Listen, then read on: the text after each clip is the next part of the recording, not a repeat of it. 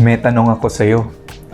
Sa tingin mo ba na as long as masaya ka sa isang bagay or magandang pakinggan ng isang salita, automatic galing na yun kay God?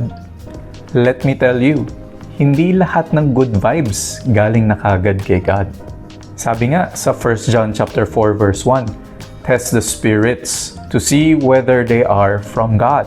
Kasi sa panahon ngayon, ang daming content na parang napaka-spiritual. Pero pag sinuri nating mabuti, walang repentance, walang gospel, walang truth. Therefore, hindi sila biblical. Hindi porket nakaka-inspire, tatanggapin na kagad natin as message from God. Therefore, every message na may encounter mo, ito yung mga dapat na itanong mo. Una, natutugma ba ito sa salita ng Diyos?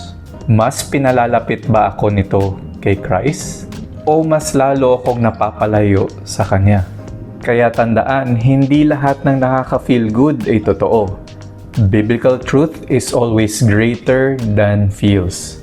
So we must discern wisely. Follow Kape at Confession for more Reformed content.